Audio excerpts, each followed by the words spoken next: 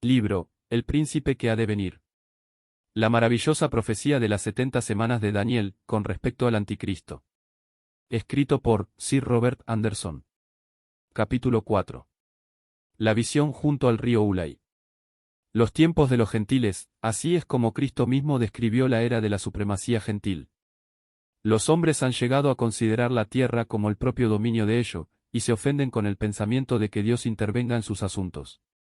Pero a pesar de que parezca que los monarcas deben sus tronos a derechos dinásticos, a la espada, o a la urna electoral, y en su capacidad individual sus derechos solo pueden descansar sobre estos, el poder que esgrimen es delegado divinamente, porque el Altísimo tiene el dominio sobre la realeza de los hombres, y la da a quien él quiere. Daniel 4, 25. En el ejercicio de esta elevada prerrogativa Dios volvió a tomar el cetro que había confiado a la casa de David, y lo puso en manos gentiles, y la historia de este cetro durante todo este periodo, desde aquella época hasta la finalización de los tiempos de los gentiles, es el sujeto de las primeras visiones del profeta. La visión del capítulo 8 de Daniel tiene un campo más restringido.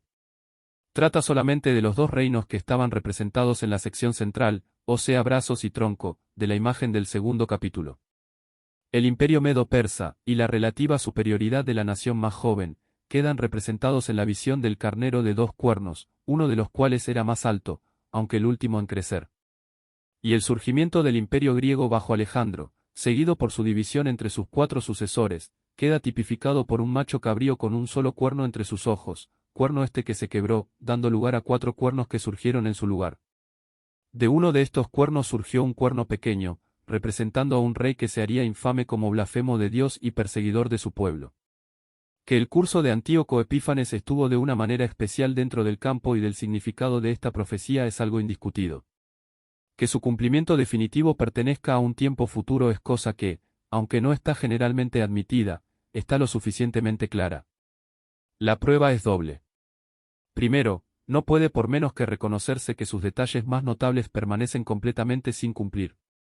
Me refiero a los 2300 días del versículo 14, y a la afirmación del versículo 25, y se levantará contra el príncipe de los príncipes, pero será quebrantado, aunque no por mano humana.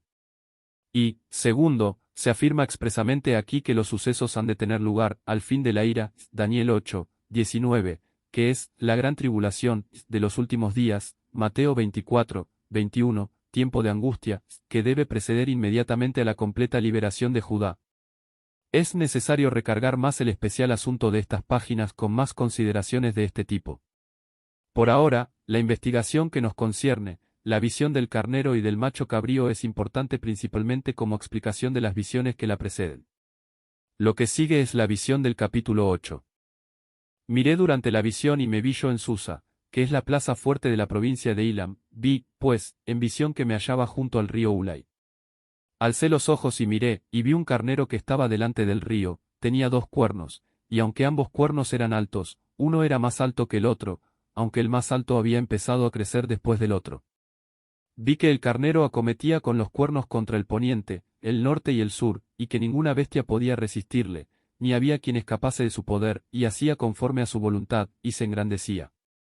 Mientras yo consideraba esto, he aquí que un macho cabrío venía del lado del poniente sobre la superficie de toda la tierra, pero sin tocar el suelo, y aquel macho cabrío tenía un cuerno bien visible entre sus ojos, y vino hasta el carnero de dos cuernos, que yo había visto de pie delante del río, y corrió contra él con la furia de su fuerza. Y lo vi que alcanzaba al carnero, y se levantó contra él y le acometió, quebrándole sus dos cuernos, y el carnero no tenía fuerza para resistirle, lo derribó, por tanto, en tierra, y lo pisoteó, y no hubo quien librase al carnero de su poder. Y el macho cabrío se engrandeció en gran manera, pero estando en su mayor fuerza, aquel gran cuerno fue quebrado, y en su lugar le salieron otros cuatro cuernos bien visibles hacia los cuatro vientos del cielo. Y de uno de ellos salió un cuerno pequeño, que creció mucho hacia el sur y el oriente, y hacia la tierra gloriosa. Y se engrandeció hasta el ejército del cielo, y parte del ejército y de las estrellas echó por tierra, y las pisoteó. Aun contra el príncipe de los ejércitos se irguió y por él le fue quitado el continuo sacrificio, y el lugar de su santuario fue echado por tierra. Y a causa de la iniquidad le fue entregado junto con el continuo sacrificio, y echó por tierra la verdad, e hizo cuanto quiso, y le acompañó el éxito. Entonces oía un santo que hablaba, y otro de los santos preguntó a aquel que hablaba, hasta cuándo durará la visión del continuo sacrificio abolido, y la iniquidad asoladora puesta allí, y del santuario y el ejército pisoteados. Y él dijo, hasta 2300 tardes y mañanas, luego el santuario será purificado. Y aconteció que mientras yo, Daniel, contemplaba la visión y procuraba comprenderla, he aquí que se puso delante de mí uno con apariencia de hombre. Y oí una voz de hombre entre las riberas del río Ulai, que gritó y dijo, Gabriel, explícale a este la visión. Vino luego cerca de donde yo estaba, al acercarse, me sobrecogí y me postré sobre mi rostro. Pero él me dijo, presta atención, hijo de hombre, porque la visión es para el tiempo del fin. Mientras hablaba conmigo, perdí el conocimiento y caí en tierra sobre mi rostro. Él me tocó, y me hizo estar en pie. Y dijo, he aquí, voy a enseñarte lo que ha de venir al fin de la ira, porque el fin está fijado. En cuanto al carnero que viste, que tenía 2 cuernos, estos son los reyes de Media y de Persia. El macho cabrío es el rey de Grecia, y el cuerno grande que tenía entre sus ojos es el primer rey. Y en cuanto al cuerno que fue quebrado, y sucedieron 4 en su lugar, significa que se levantarán de esa nación 4 reinos, aunque no con la fuerza de él. Y al fin del reinado de estos, cuando las transgresiones lleguen a su colmo, se levantará un rey altivo de rostro y experto en intrigas. Y su poder se fortalecerá, mas no con fuerza propia, y causará grandes ruinas, y se alcanzará éxitos en sus empresas, y destruirá a los fuertes y al pueblo de los santos. Con su sagacidad hará prosperar la intriga en su mano, y se ensoberbecerá en su corazón, y destruirá a muchos por sorpresa, y se levantará contra el príncipe de los príncipes, pero será quebrantado, aunque no por mano humana. La visión de las tardes y mañanas que se ha referido es verdadera, y tú guarda la visión, porque es para días lejanos. Daniel 8, 2-26. Un punto de contraste con la profecía del cuarto reino gentil demanda un reconocimiento muy enfático.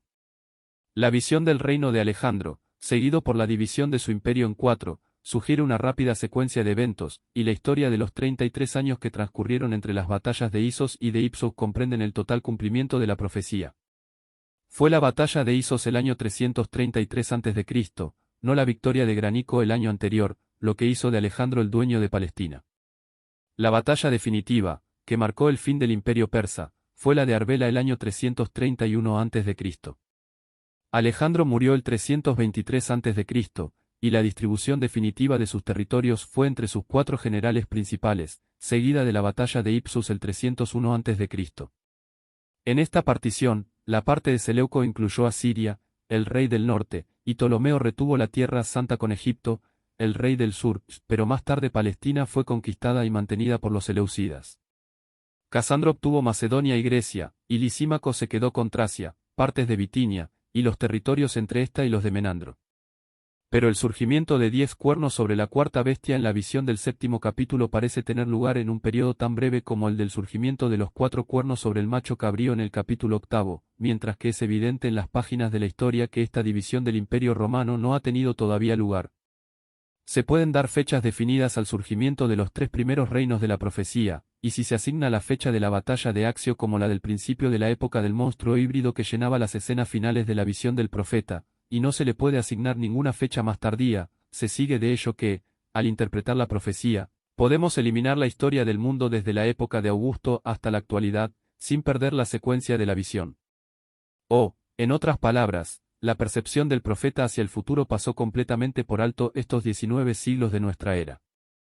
Así como los picos de montañas se ven juntos en el horizonte, pareciendo casi tocarse, aunque un gran valle de ríos, campos y colinas puede extenderse entre ellas, así se presentaron ante la visión del profeta estos eventos de época ya en el pasado remoto, y de tiempos todavía futuros.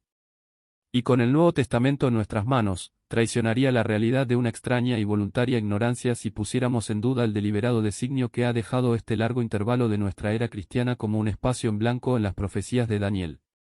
La revelación más lícita del capítulo 9 cuenta los años antes de la primera venida del Mesías. Pero si estos 19 siglos hubieran sido añadidos a la cronología del período, ¿cómo hubiera podido él haber tomado el testimonio del próximo cumplimiento de estas mismas profecías, y haber proclamado que el reino se había acercado?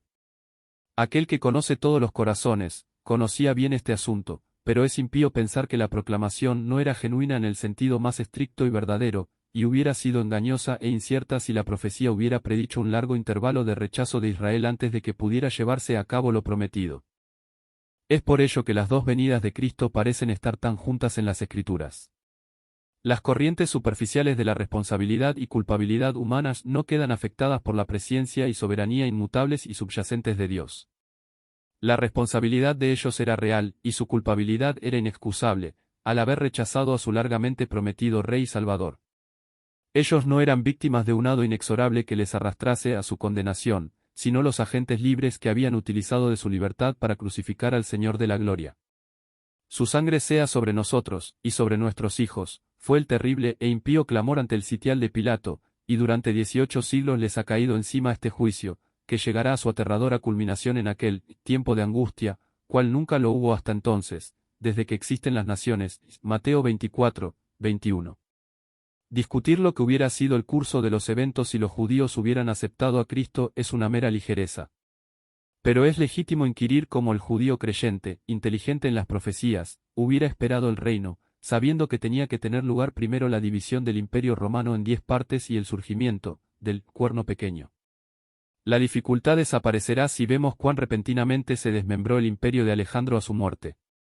De la misma manera, la muerte de Tiberio hubiera podido llevar a la inmediata fragmentación del Imperio Romano, y al surgimiento del perseguidor predicho. En una palabra, todo lo que permanecía sin cumplir de la profecía de Daniel podría haberse cumplido en los años que tenían que pasar aún para cumplir las 70 semanas. Estas visiones estaban impregnadas de misterio para Daniel, y llenaron la mente del viejo profeta de angustiosos pensamientos. Daniel 8, 27. Una larga lista de sucesos parecían así interponerse antes de la consecución de las bendiciones prometidas a su nación, y aún así estas mismas revelaciones hacían que estas bendiciones fueran más seguras. No pasó mucho tiempo sin ser testigo de la caída del imperio babilónico, y ver a un extranjero entronizado dentro de la amurallada ciudad. Pero el cambio no trajo esperanzas para Judá.